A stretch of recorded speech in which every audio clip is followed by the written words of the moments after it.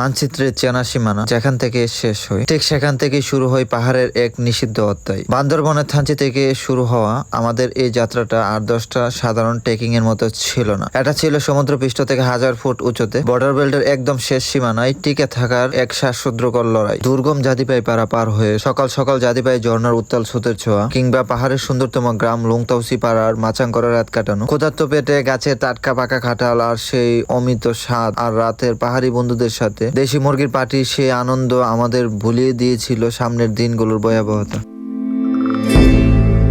পরের দিন সকালে রাতে রান্না করা মাংস ভাত এনার্জি জুগিয়েছিল। রোমানাপাড়া ঠেলে যেখানে লবণ ভুট্টার সেদ্ধ চেনা পাহাড়ি অতিথিয়তা আর কারবারি দাদার হাত ধরে জিংসিয়াম সাইতার 1, 2, 3 অলৌকিক ঝর্ণার রূপ আমাদের সম্মোহিত করেছিল। কিন্তু এই স্বর্গীয় সৌন্দর্যের পেছনে উৎপেতে ছিল এক চরম বিপর্যয়। রোমানাপাড়া থেকে নেওয়া যে গাইড আমাদের পথ দেখানোর কথা ছিল, সে নিজেই বর্ডারের গহীনের জঙ্গলে হারিয়ে ফেললো আমাদের সেই চেনা রুট। গহীন পাহাড়ের দিক বিভ্রান্ত হয়ে আটকে যাওয়া, কোনো ব্যাকআপ খাবার ছাড়া সুরাহা পাড়ার ক্ষুধার্ত সার্ভাইভাল টিম ভেঙে 2 ভাগ হয়ে যাওয়া, আর রাতে পাঞ্জং পাড়াতে আর্মি ক্যাম্পের কড়া নিষেধাজ্ঞার মুখে এক প্রবীণ ডাক্তারের অবিশ্বাস্য ম্যাজিক। সব বাধা আর নিষিদ্ধ নিয়মকে বুড়ো আঙ্গুল দেখি অবশেষে সেই রহস্যময় রাইখং লেক ও রাইখং জলপ্রপাত জয় করলাম।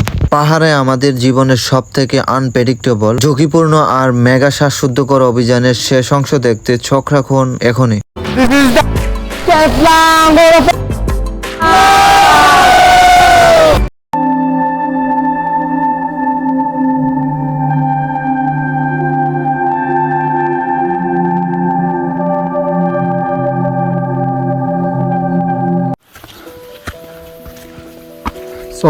পুকুরপাড়া অভিযানের 5ম দিনে আমরা এখন পুকুরপাড়ার খুব কাছাকাছি আছি।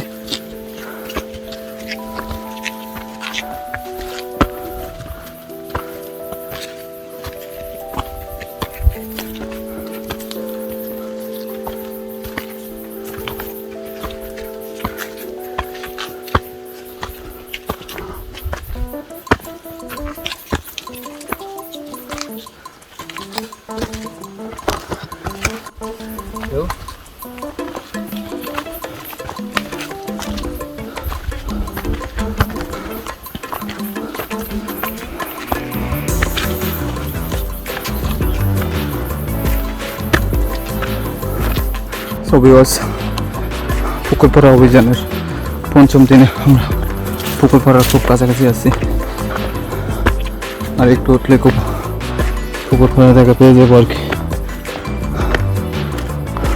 আমাদের সামনে শুরু হয় পাহাড়ের এক আদিম চড়াই, যা আমাদের শরীরের শেষ রক্তবিন্দু পর্যন্ত এবং ধৈর্যের চূড়ান্ত পরীক্ষা নিচ্ছে। সারাদিন আমাদের পেটে কোনো দানা পানি নেই। রোদের তীব্রতা আর অট্রেলের ধকল আমাদের শরীরকে প্রায় অবশ করে দিয়েছে। পাহাড়ে ট্রেকিং করার সময় সবচেয়ে বেশি যে জিনিসটা প্রয়োজন তা হলো উপস্থিত বুদ্ধি এবং সঠিক প্রিপারেশন। সাথে সবসময় উর্সালাইন, ইনস্ট্যান্ট এনার্জি বার, গ্লুকোজ এবং ওয়াটার পিউরিফায়ার ট্যাবলেট রাখা বাধ্যতামূলক। পাহাড়ের জিরিপথ বা ঝর্ণার পানি দেখতে যতই আয়নার মতো পরিষ্কার লাগুক না কেন, না চিনে সেই কাঁচা পানি সরাসরি খেয়ে যে কোনো মুহূর্তে পেটে মারাত্মক পীড়ায় আক্রান্ত হয়ে পুরো টিম মাঝপথে আটকে যেতে পারে। ঠিক আছে, কি দেখা জানি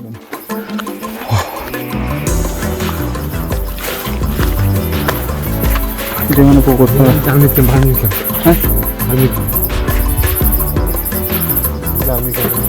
দেখছি।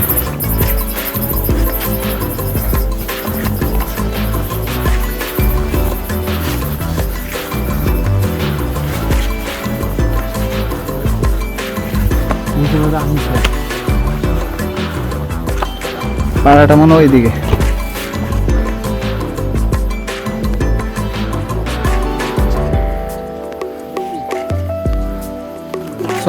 সেই কাঙ্ক্ষিত পুকুর পাড়া। অনেকদিনের একটা ড্রিম ছিল পুকুর পাড়াতে আসবো।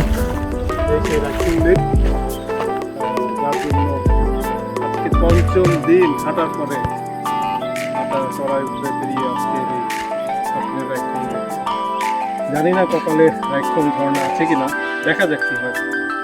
তো আলহামদুলিল্লাহ আল্লাহ এতটুকু দেখিয়েছে। আসসালামু আলাইকুম, হাই ভিউয়ার্স। আমার নিজের পার্সোনালি অনেক দিনের একটা ইচ্ছা ছিল পুকুরপাড়া অভিযানে আসবো এবং দেখবো। সেই ড্রিমটা আজকে পূরণ হলো রাজভাইয়ের উসিলায়।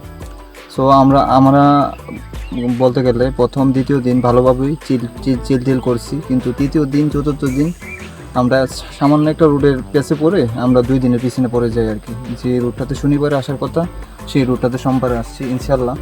আমাদের অনুমতি না থাকার কারণে আমরা লাইক্ষণ জলপ্রপাতে যাচ্ছি না আর কি। পুকুর পাড়াতে ঘুরেই ব্যাক করবো ইনশাল্লাহ। রাইখুং জলপ্রপাতে যাচ্ছি না কারণ হচ্ছে রাইখুং জলপ্রপাতে রিসেন্ট একদম পথের মাঝখানে বিজিবি ক্যাম্প হয়েছে। ঠিক আছে, চলুন।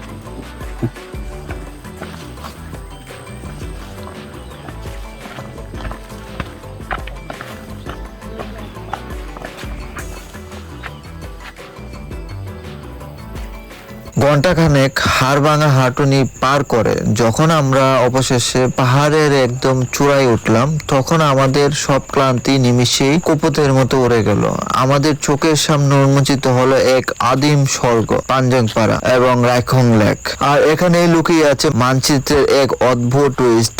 আমরা যাত্রা শুরু করেছিলাম বান্দরবনের থানচি থেকে, কিন্তু এই পাঞ্জংপাড়া এবং পাশের মায়াবী রাইখং লেক প্রশাসনিকভাবে পড়েছে রাঙামাটি পার্বত্য জেলার বিলাইছড়ি এবং 4 নং বড়থলি ইউনিয়নের 6 নং ওয়ার্ডে। সমুদ্র পৃষ্ঠ থেকে 1000 ফুট উঁচুতে পাহাড়ের কোলে এক বড় প্রাকৃতিক লেক কিভাবে তৈরি হলো তা আজও এক অলৌকিক বিষম্য।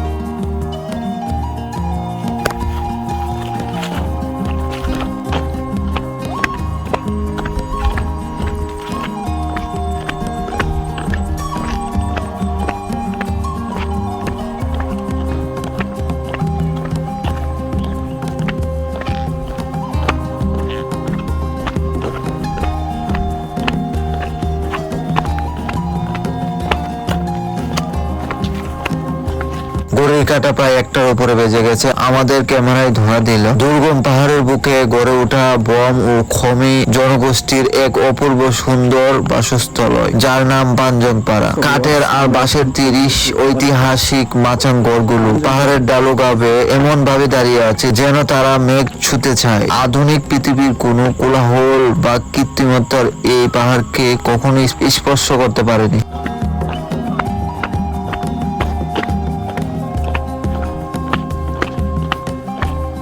ঠিক ঘড়ির কাঁটায় 1:30 মিনিটের মাথায় আমাদের ক্যামেরায় ক্যাপচার করলো এই পুরো ট্রেইলের সব থেকে সিনেমাটিক দৃশ্যটা। আমরা যখন পাহাড় থেকে নিচের দিকে নামছিলাম, তখন এক ফ্রেমের নিচে ছড়ানো পাঞ্জংপাড়ার বিশাল রাইখং লেকের নীল সবুজ ক্যানভাস, আর এই লেকের ঠিক অপারে পাহাড়ের চূড়ায় অবস্থিত কৌশলগতভাবে অন্তত সংবেদনশীল পুকুরপাড়া আর্মি ক্যাম্প একই ফ্রেমে একই সাথে ধরা দিল। বর্ডার বেল্টের একদম শেষ সীমানায় হওয়ায় এই আর্মি ক্যাম্প থেকে পুরো জোনের সিকিউরিটি করা নজরদারি রাখা হয়। কোনো অফিসিয়াল পারমিশন ছাড়া এই নিষিদ্ধ জোনে সাধারণ মানুষের প্রবেশ সম্পূর্ণ বেআইনি। আমরা তখন অনুমতি ছাড়াই সম্পূর্ণ নিজেদের জানের ঝুঁকিতে এখানে এন্ট্রি নিচ্ছি।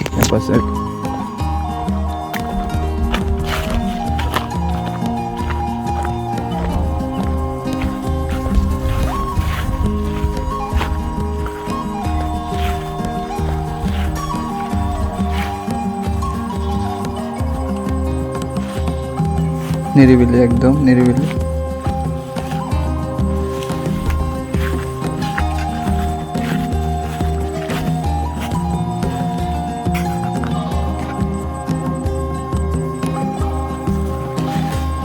কেউ তো পাচ্ছি না। একটা কাঁঠাল আছে, খাওয়া যাবে। কথা বললে তো সমস্যা নেই। রাজ ভাই বলছে 2 জন 3 জন করে ঢোকার জন্য। সবিয়াস, এটা হচ্ছে পাঞ্জংপাড়ার চার্চ। দীর্ঘ ট্রেকিং শেষে ঘড়ির কাঁটায় 2:40 মিনিটের মাথায় আমরা অবশেষে পুরোপুরি প্রবেশ করলাম দুর্গম পাঞ্জংপাড়ার ভেতরে। আমরা পাড়াতে ঢুকে আমাদের সামনে বেশে উঠল পাহাড়ের নিস্তব্ধতার মাঝে গড়ে ওঠা এক চমৎকার একটি চার্চ, যা এই পাড়া খ্রিস্টান ধর্মাবলম্বী মানুষের পবিত্র প্রার্থনা স্থল। পাহাড়ের চূড়ায় বম ও খমি জনগোষ্ঠী মানুষের কতটা শৃঙ্খলা এবং ধার্মিক নিয়মকানুনের মধ্যে দিয়ে তাদের সমাজ পরিচালনা করে, এই সুন্দর চার্চটি তারই এক অনন্য নিদর্শন।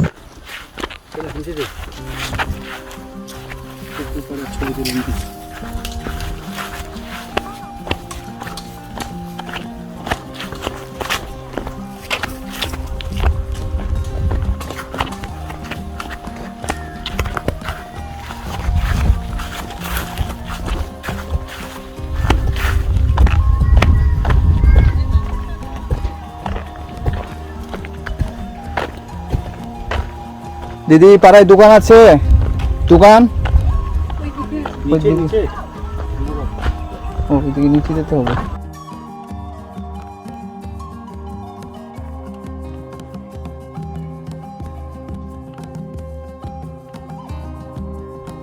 একটু করতে নিলে ভালো হবে,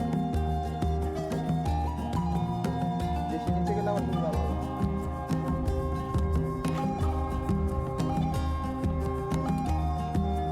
এইদিকে আসেন।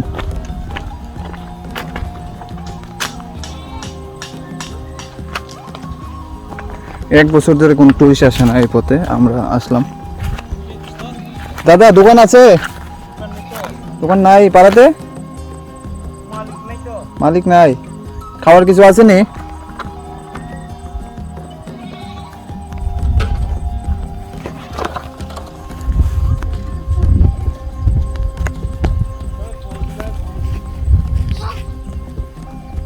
ঘড়ির কাঁটায় ঠিক 1:50 পার হয়ে যাচ্ছে, তখন আমি আমার ক্যামেরা বন্দি করলাম এই পুরো অভিযানের পুকুর পাড়ার সব থেকে সুন্দরতম এবং মহাকাব্যিক ভিউটা। উপর থেকে এই লেকের নীল সবুজ পানি, চারপাশে সবুজ পাহাড়ের প্রতিচ্ছবি, আয়নার মধ্যে ফুটে উঠছে পাহাড়ি মানুষের গড়গুলো। পাহাড়ে এত উঁচুতে এত বড় একটি প্রাকৃতিক জলাশয়, এই রূপ দেখলে যে কোনো মানুষের চোখ জুড়িয়ে যাবে। এই দৃশ্য দেখার জন্য আমাদের জীবন ঝুঁকি নিয়ে সমতল থেকে এত দূর ছুটে এসেছি এই সুন্দর এবং প্রাকৃতিক ও স্রষ্টার সৃষ্টি সৌন্দর্য দেখার জন্য।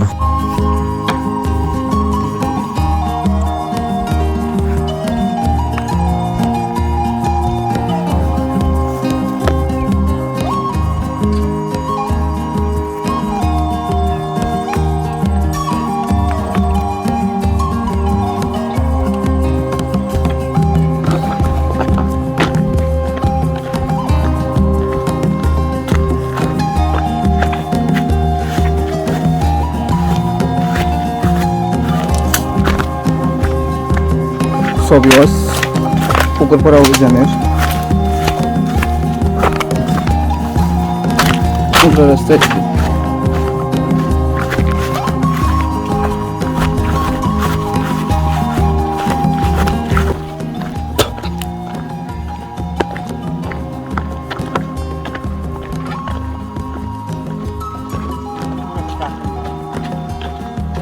ওরা ছবি তুললে আস্তে আস্তে আসবে আর কি।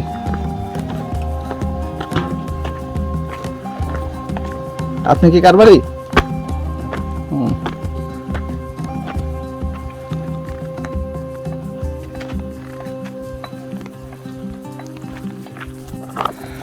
এই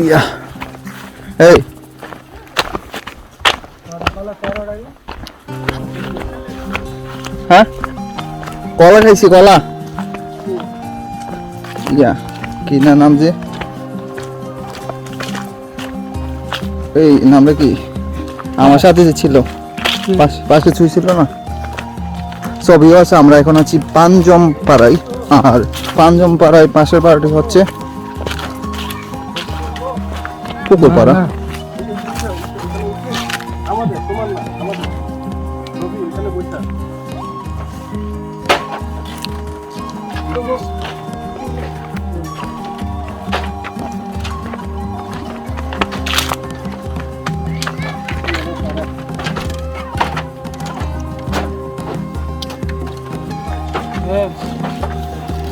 দাদার সাথে কথা বলছি তো, দাদা বলছে যে নিয়ে যাইবো, কিছু হবে না, বিজিবি কিছু বলবে না।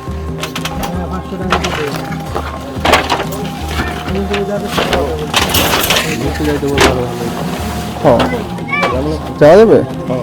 কেন না করবো, না করবো না না করবো না, চলো চলো এই দেব ভাই নিচের ভিউটা সেই ওই জায়গাটা থেকে বেশি সুন্দর আছে। নিচে যাওয়া যাইবো সামনে ভিউটা আছে এন্দা না ওই ওই দিক দিয়ে। ওই দিক দিয়ে। ছবি আছে, আমরা এখন আছি পাঞ্জম পাড়ায়, পুকুর পাড়া, পুকুর লেকের পাশে।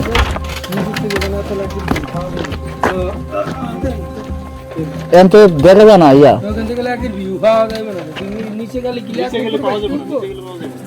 উপরে তেনে লেক তোমার নিচে যাবে। ওই এই ঘরটার লেগে অল ভিউ পাওয়া যাচ্ছে না। নিজের যে ইয়ে হইছে না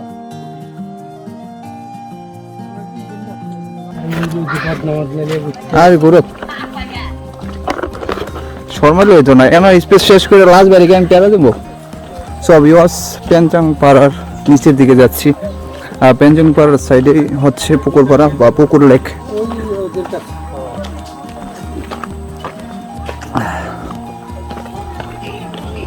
এই মিয়া 13টা গলা খাইছি আমরা। এখান থেকে 1 টাকা করে এলো 2 টাকা করে এলো। বাচ্চারা ছবি আমি তুলি। হ্যাঁ সব ইউস পাঞ্জং পাড়ার একদম গ্লাস সীমানা এবং পুকুর পাড়ার কাছে আছি এখন আমরা। এটাই সেই পুকুর পাড়া যেটা আসার জন্য অনেক বছর যাবত ট্রাই করে আসছি, কিন্তু অনুমতি সুযোগ না হওয়ার কারণে, অনুমতি না থাকার কারণে আসা হয়নি আর কি। এখন অনুমতি নাই, চুরি করে আসা হয়েছে আর কি। এখন প্রশ্ন হচ্ছে আমাদের মতো সাধারণ ট্রেকাররা বা অ্যাডভেঞ্চার প্রেমীরা এই দুর্গম এলাকায় কিভাবে আসবেন বা যাবেন। সমতল থেকে এখানে আসার মূল একটি প্রধান রুট আছে। এটি হলো আমাদের বান্দরবনের থানচি হয়ে জাতিপাই পাড়া হয়ে চোরাপাড়া পার হয়ে আসা, যা অত্যন্ত খাড়া এবং ট্রেকিং এর জন্য ভীষণ কঠিন। আর দ্বিতীয়ত কিছু সহজ রুট হলো বান্দরবনের রুমা 4 কিলো ও আনন্দপাড়া হয়ে পুকুরপাড়াতে এন্ট্রি নেওয়া, যে রুটটি স্থানীয় পাহাড়ি যাতায়াতের জন্য ব্যবহৃত হয়। তবে যে রুটটি আপনি আসুন না কেন, দুর্গমের কারণে প্রতিটা থ্রিলি আপনি জানার জন্য ঝুঁকি এবং আর্মি পারমিশনের প্যারা থাকবে। দাদা তোমার নাম্বার সেভ করে রাখলাম, যদি কোনোদিন আসি জানি না আসতে পারবো কিনা। আসলে খুঁজছে বাইক। সো ভিউয়ার্স, পাঞ্জং পাড়া থেকে আমরা বিদায় নিচ্ছি। আর আমরা এখন লাইকখন জলপ্রপাত এবং পুকুর পাড়া দেখলাম আর কি।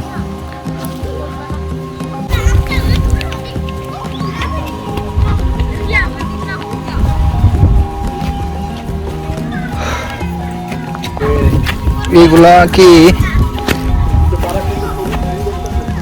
পাড়া এক্সপ্লোর করতে করতে ঠিক আমরা এসে পৌঁছলাম স্থানীয় পাহাড়ি তরুণদের আড্ডার প্রধান কেন্দ্রবিন্দু পাঞ্জং পাড়া ক্লাবে। এখানে এসে এখানকার ভিতরের পরিবেশ দেখলাম, তাদের ক্লাবের কাঠামো ঘুরে ঘুরে ফ্রেম বন্দি করলাম। বিদ্যুৎ বা ইন্টারনেট না থাকলেও পাহাড়ের একতার মধ্যে তারা কিভাবে নিজেদের বিনোদন এবং সামাজিক কাজ পরিচালনা করে, সত্যি শেখার মতো।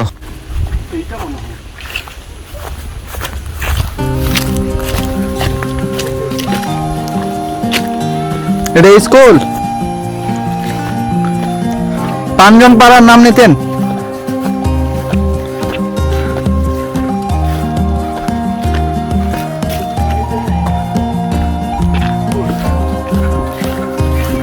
সব ইউস এটা হচ্ছে পাঞ্জং পাড়া স্কুল।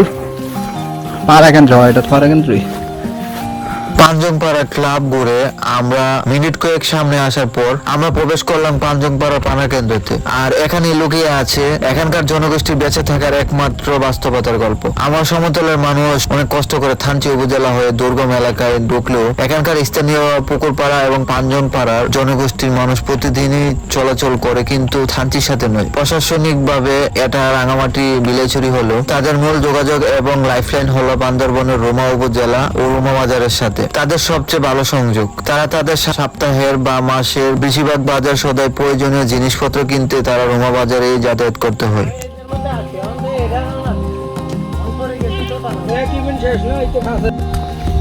আপনি বন্ধুকে ছেড়ে দিলেন এইভাবে।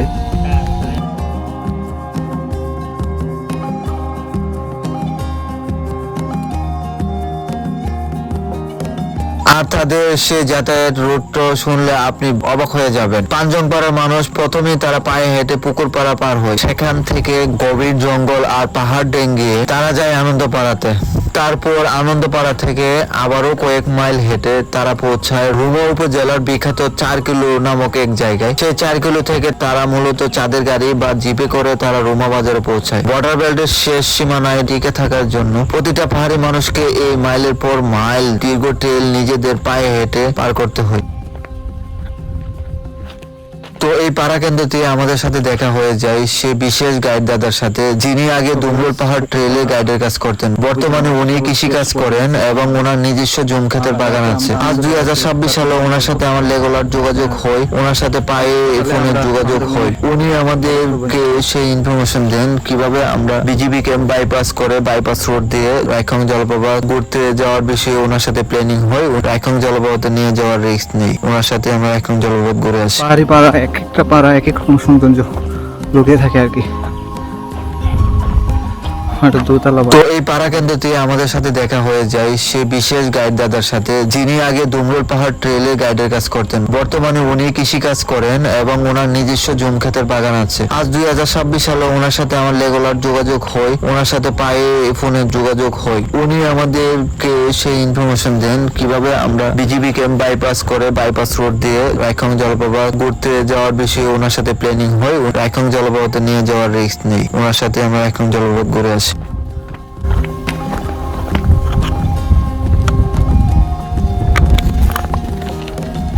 So viewers, Pukurpara, BGB camp, army camp সবগুলো একসাথেই।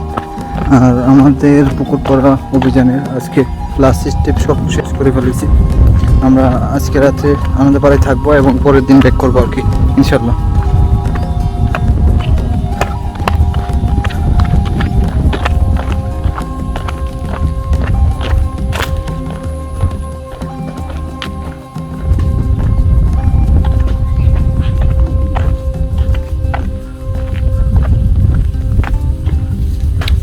এর মাঝে টিমের সাথে সিকিউরিটি নিয়ে চরম তর্ক বিতর্ক শুরু হয়। এডমিটে যেতে রাজি না হওয়ায় টিম ভেঙে 2 ভাগ হয়ে যায়। আমরা 4 জন জেদ করি বাড়ি ব্যাগ দাদার বাসায় রেখে লাঠি হাতে জলপ্রপাতে চলে যাব, যা দর্শকরা 15 নম্বর মেকা এপিসোডটি দেখতে পাবেন।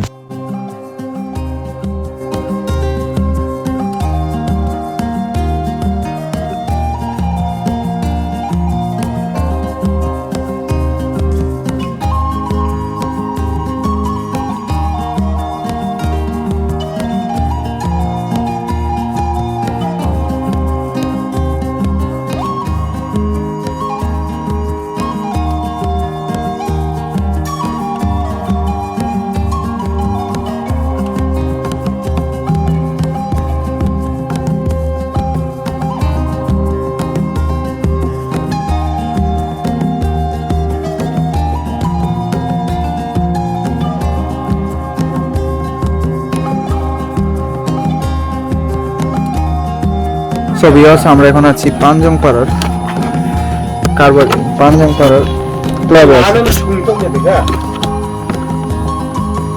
পাঞ্জং পাড়া ক্লাবে আছি এখন। এটা হচ্ছে পাঞ্জং পাড়া ক্লাব, আর আমরা আজকে পাঞ্জং পাড়াতেই থাকবো আর কি। এখন আমরা যে রুমটাতে থাকবো ওই রুমে যাবো আর কি। এটা হচ্ছে বিলাইছড়ি, রাঙামাটি, 7 নং ওয়ার্ড, 4 নং বড়খালী ইউনিয়ন আর কি। এটা হচ্ছে এটা হচ্ছে ক্লাব, আর এখানে ওদের নিয়ম শৃঙ্খলা সব লেখা আছে আর কি। আর আমরা যে রুমে উঠেছি আজকে আমরা রাইখন লেক দেখে আনন্দে ভরা পৌঁছা অসম্ভব আর কি। এই জন্য আমরা আজকে সিদ্ধান্ত চেঞ্জ করেছি। দাদা অনেকে ইয়া নাই, মোরগও নাই, মোরগ নাই তো দাদা। হাঁস কি ম্যানেজ করা যাইব কিনা, বেশ বিক্রি করবো কিনা জানেন কিনা।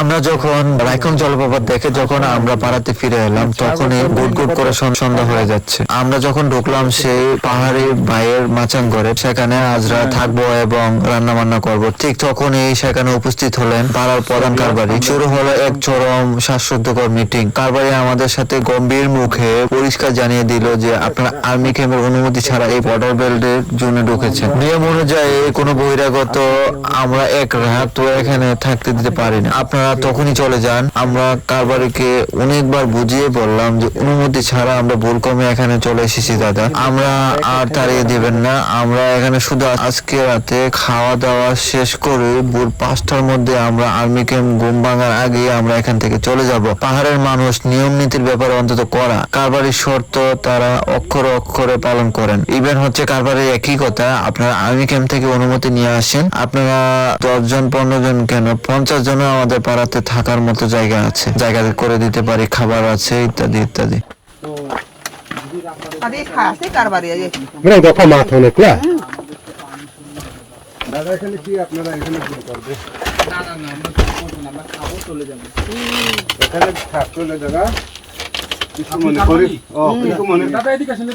কিছু মনে করে না, এখানে বসলে অসুবিধা নাই। আমি একটু কথা বলি, সবচেয়ে মাথা আমি জানেন।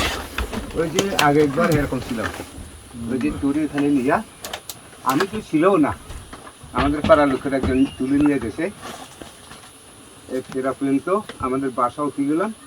তারপরে আমি কোর্ট দিয়েছি, আবার সুবিধা কোর্ট দিলাম, এখানে থাকো। পরে কি হলো, আবার আর্মি আসা ধরে নিয়ে যায়। আপনি তো এখানে থাকতে পাই, আমি তো অনেক সমস্যা দাদা এই নিয়ে।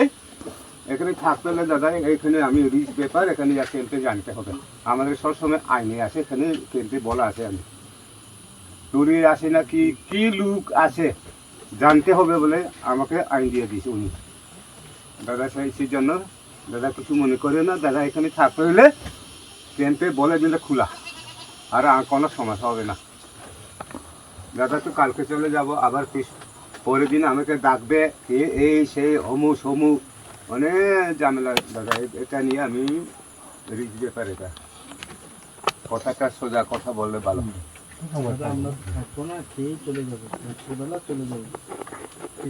নাই তো কি আপনারা কি কত জন 15 জন 100 জন থাকতে পারে, আমি এখানে আমাদের বাসা রাখতে পারে, উনি বাসা থাকতে পারে, প্রত্যেক বাসা থাকতে পারে দাদা। কি জন্য ওইটা একটু ওইটা আমাকে কিছু কিছু চাপ দেয় আর কি। কেন বলে নাই তুই আসলে তো আমি বলা আছে আপনারা সন্ত্রাসী আসলে এরকম লুকে লুকে থাকছে মনে হয়, এরকম আমাকে চাপ দেয়। চুরি নাকি সন্ত্রাসী নাকি না চিনে না জানে আমাদের ত্রিপুরা ভাষা না আসলে কেন্দ্রে বলতে হয় দাদা। এটা না বললে আমাকে ডাকবো কালকে। এটা নিয়ে দাদা ওই আগে কথাটা বলে দিলে ভালো আর কি। দাদার সমস্যা যদি না হয় আমিও সমস্যা না হয়। শুধু থাকাতেই তো প্রবলেম, তাই না? সেটা তো শুধু থাকি তো সমস্যা নাই, আমাদের জন্য কোনো সমস্যা নাই। যাই হোক, রাতে একটু মাংস খাওয়ার জন্য আমরা খাসি ছাগল কিনতে চেয়েছিলাম, কিন্তু দাম চাইলো পুরো 6,000 টাকা। আমরা 3,000 টাকা বলবো, পাহাড়ের কঠোর নিয়মের কারণে তারা একদমে অনড় রইল। অজ্ঞত ছাগল বাদ দিয়ে গাইড দাদার বাসা থেকে আমরা 2.5 কেজি যুগের লাল চাল আর ওনার বাগান থেকে কাঁচা কলা জোগাড় করে বানালাম কলা ভর্তা আর শুটকির ঝোল। রাতে আমাদের এডমিন নিজেও ভুল বুঝতে পেরে আমাদের কাছে ক্ষমা চাইলো এবং সমস্ত ভুল বোঝাবুঝি রাতের এই পুরো টিম এক হয়ে গেল।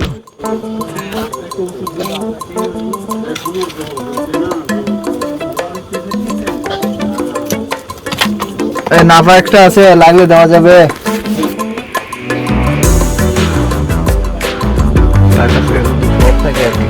ভোর 5টায় আমরা পাঞ্জমপাড়া ছাড়তে হবে ঠিকই, কিন্তু গাইড দাদার হাত ধরে আমরা আর্মি আর বিজিবির চোখ এড়িয়ে জঙ্গল কেটে তৈরি করা সেই গোপন বাইপাস ট্রেলে আমাদের সাথে কি ঘটেছিল। পরের 15 নম্বর মেগা এপিসোডটি আপনারা দেখতে চলেছেন। বাংলাদেশের অন্যতম এবং বড় সব থেকে সুন্দরতম জলপ্রপাত রাইখং জলপ্রপাত, আর সেই মহাকাব্য রূপ দেখতে বলবেন না কিন্তু। আল্লাহ হাফেজ।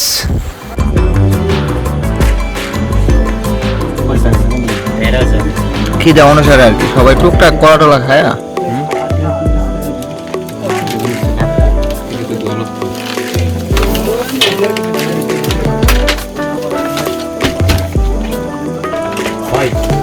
হাড়িটা কি অবস্থা দেখুন তো, ধুইতে হবে। ভাই একটু ধুয়ে নিয়ে আসবেন।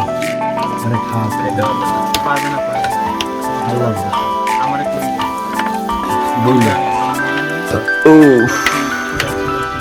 আচ্ছা